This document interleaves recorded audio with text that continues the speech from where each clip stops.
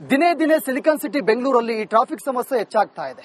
ಬೆಂಗಳೂರಿನ 83 ನಮ್ಮ ಮೆಟ್ರೋ ನಿಲ್ದಾಣಗಳ ಪೈಕಿ 11 ಮೆಟ್ರೋ ನಿಲ್ದಾಣಗಳಲ್ಲಿ ಟ್ರಾಫಿಕ್ ಸಮಸ್ಯೆ ಉಂಟಾಗ್ತಾ ಇದೆ.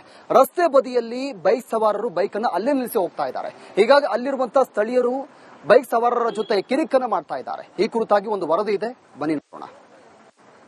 ಮೆಟ್ರೋ ಪ್ರಯಾಣಿಕರು ಮಾಡುವಂತಹ ತೊಂದರೆಗಳು ಇಲ್ಲಿನ ನಿವಾಸಿಗಳಿಗೆ ಸಂಕಷ್ಟವನ್ನ ತಂದು ಇಟ್ಟಿರುವಂತದ್ದು. ಪ್ರಮುಖವಾಗಿ ಮೆಟ್ರೋ ನಿಲ್ದಾಣಕ್ಕೆ ಬರುವಂತಹ ಪ್ರಯಾಣಿಕರು ತಮ್ಮ ದ್ವಿಚಕ್ರ ವಾಹನಗಳನ್ನ ಕಂಡವರ ಮನೆಯ ಮುಂಬಾಗಿಲಲ್ಲಿ ನಿಲ್ಲಿಸಿಕೊಂಡು ಹೋಗ್ತಾ ಇದ್ದಾರೆ. ಸದ್ಯ ನಾನೀಗ ರಾಜಾಜಿನಗರ ಮೆಟ್ರೋ ಸ್ಟೇಷನ್ ನ ಹಿಂಭಾಗದ ರಸ್ತೆಯಲ್ಲಿ ಇದೀನಿ.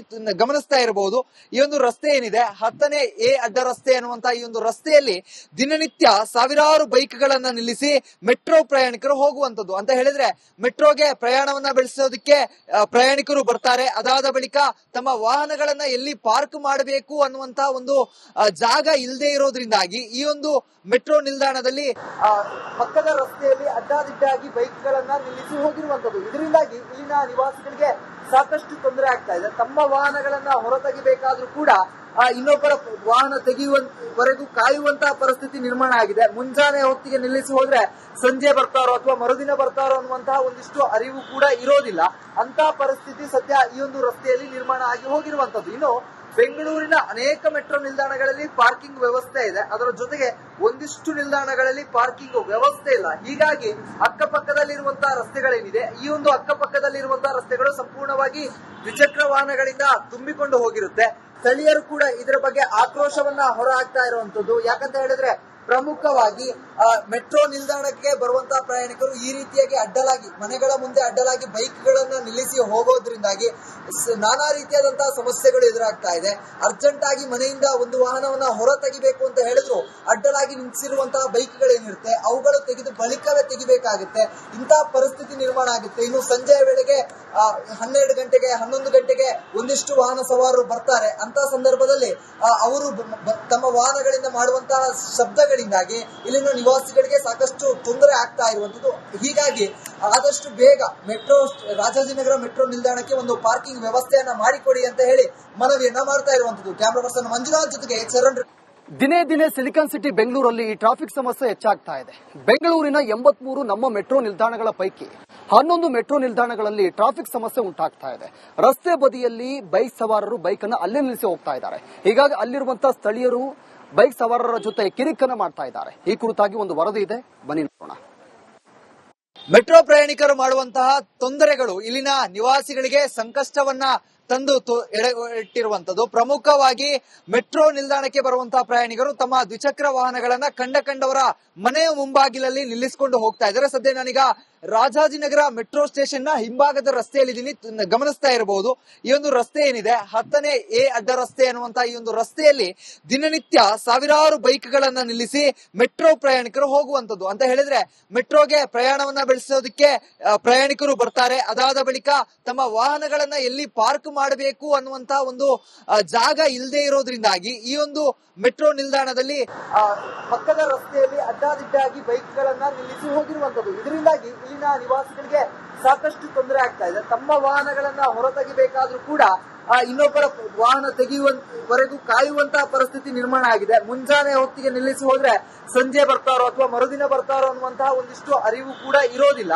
ಅಂತ ಪರಿಸ್ಥಿತಿ ಸದ್ಯ ಈ ಒಂದು ರಸ್ತೆಯಲ್ಲಿ ನಿರ್ಮಾಣ ಆಗಿ ಹೋಗಿರುವಂತದ್ದು. ಇನ್ನು ಬೆಂಗಳೂರಿನ ಅನೇಕ ಮೆಟ್ರೋ ನಿಲ್ದಾಣಗಳಲ್ಲಿ ಪಾರ್ಕಿಂಗ್ ವ್ಯವಸ್ಥೆ ಇದೆ, ಅದರ ಜೊತೆಗೆ ಒಂದಿಷ್ಟು ನಿಲ್ದಾಣಗಳಲ್ಲಿ ಪಾರ್ಕಿಂಗ್ ವ್ಯವಸ್ಥೆ ಇಲ್ಲ. ಹೀಗಾಗಿ ಅಕ್ಕಪಕ್ಕದಲ್ಲಿರುವಂತಹ ರಸ್ತೆಗಳೇನಿದೆ, ಈ ಒಂದು ಅಕ್ಕಪಕ್ಕದಲ್ಲಿರುವಂತಹ ರಸ್ತೆಗಳು ಸಂಪೂರ್ಣವಾಗಿ ದ್ವಿಚಕ್ರ ವಾಹನಗಳಿಂದ ತುಂಬಿಕೊಂಡು ಹೋಗಿರುತ್ತೆ. ಸ್ಥಳೀಯರು ಕೂಡ ಇದರ ಬಗ್ಗೆ ಆಕ್ರೋಶವನ್ನ ಹೊರ ಹಾಕ್ತಾ ಇರುವಂತದ್ದು. ಯಾಕಂತ ಹೇಳಿದ್ರೆ ಪ್ರಮುಖವಾಗಿ ಮೆಟ್ರೋ ನಿಲ್ದಾಣಕ್ಕೆ ಬರುವಂತಹ ಪ್ರಯಾಣಿಕರು ಈ ರೀತಿಯಾಗಿ ಅಡ್ಡಲಾಗಿ ಮನೆಗಳ ಮುಂದೆ ಅಡ್ಡಲಾಗಿ ಬೈಕ್ ಗಳನ್ನ ನಿಲ್ಲಿಸಿ ಹೋಗೋದ್ರಿಂದಾಗಿ ನಾನಾ ರೀತಿಯಾದಂತಹ ಸಮಸ್ಯೆಗಳು ಎದುರಾಗ್ತಾ ಇದೆ. ಅರ್ಜೆಂಟ್ ಆಗಿ ಮನೆಯಿಂದ ಒಂದು ವಾಹನವನ್ನ ಹೊರ ತೆಗಿಬೇಕು ಅಂತ ಹೇಳಿದ್ರು ಅಡ್ಡಲಾಗಿ ನಿಲ್ಲಿಸಿರುವಂತಹ ಬೈಕ್ ಗಳೇನಿರುತ್ತೆ ಅವುಗಳು ತೆಗೆದು ಬಳಿಕವೇ ತೆಗಿಬೇಕಾಗುತ್ತೆ. ಇಂತಹ ಪರಿಸ್ಥಿತಿ ನಿರ್ಮಾಣ ಆಗುತ್ತೆ. ಇನ್ನು ಸಂಜೆಯ ವೇಳೆಗೆ 12 ಗಂಟೆಗೆ 11 ಗಂಟೆಗೆ ಒಂದಿಷ್ಟು ವಾಹನ ಸವಾರರು ಬರ್ತಾರೆ. ಅಂತ ಸಂದರ್ಭದಲ್ಲಿ ಅವರು ತಮ್ಮ ವಾಹನಗಳಿಂದ ಮಾಡುವಂತಹ ಶಬ್ದಗಳಿಂದಾಗಿ ಇಲ್ಲಿನ ನಿವಾಸಿಗಳಿಗೆ ಸಾಕಷ್ಟು ತೊಂದರೆ ಆಗ್ತಾ ಇರುವಂತದ್ದು. ಹೀಗಾಗಿ ಆದಷ್ಟು ಬೇಗ ರಾಜಾಜಿನಗರ ಮೆಟ್ರೋ ನಿಲ್ದಾಣಕ್ಕೆ ಒಂದು ಪಾರ್ಕಿಂಗ್ ದಿನೇ ದಿನೇ ಸಿಲಿಕಾನ್ ಸಿಟಿ ಬೆಂಗಳೂರಲ್ಲಿ ಈ ಟ್ರಾಫಿಕ್ ಸಮಸ್ಯೆ ಹೆಚ್ಚಾಗ್ತಾ ಇದೆ. ಬೆಂಗಳೂರಿನ 83 ನಮ್ಮ ಮೆಟ್ರೋ ನಿಲ್ದಾಣಗಳ ಪೈಕಿ 11 ಮೆಟ್ರೋ ನಿಲ್ದಾಣಗಳಲ್ಲಿ ಟ್ರಾಫಿಕ್ ಸಮಸ್ಯೆ ಉಂಟಾಗ್ತಾ ಇದೆ. ರಸ್ತೆ ಬದಿಯಲ್ಲಿ ಬೈಕ್ ಸವಾರರು ಬೈಕ್ ಅನ್ನು ಅಲ್ಲೇ ನಿಲ್ಲಿಸಿ ಹೋಗ್ತಾ ಇದ್ದಾರೆ. ಹೀಗಾಗಿ ಅಲ್ಲಿರುವಂತಹ ಸ್ಥಳೀಯರು ಬೈಕ್ ಸವಾರರ ಜೊತೆ ಕಿರಿಕನ್ನ ಮಾಡ್ತಾ ಇದ್ದಾರೆ. ಈ ಕುರಿತಾಗಿ ಒಂದು ವರದಿ ಇದೆ, ಬನ್ನಿ ನೋಡೋಣ. ಮೆಟ್ರೋ ಪ್ರಯಾಣಿಕರು ಮಾಡುವಂತಹ ತೊಂದರೆಗಳು ಇಲ್ಲಿನ ನಿವಾಸಿಗಳಿಗೆ ಸಂಕಷ್ಟವನ್ನ ತಂದು ಇಟ್ಟಿರುವಂತದ್ದು. ಪ್ರಮುಖವಾಗಿ ಮೆಟ್ರೋ ನಿಲ್ದಾಣಕ್ಕೆ ಬರುವಂತಹ ಪ್ರಯಾಣಿಕರು ತಮ್ಮ ದ್ವಿಚಕ್ರ ವಾಹನಗಳನ್ನ ಕಂಡವರ ಮನೆಯ ಮುಂಬಾಗಿಲಲ್ಲಿ ನಿಲ್ಲಿಸಿಕೊಂಡು ಹೋಗ್ತಾ ಇದ್ದಾರೆ. ಸದ್ಯ ನಾನೀಗ ರಾಜಾಜಿನಗರ ಮೆಟ್ರೋ ಸ್ಟೇಷನ್ ನ ಹಿಂಭಾಗದ ರಸ್ತೆಯಲ್ಲಿ ಗಮನಿಸ್ತಾ ಇರಬಹುದು.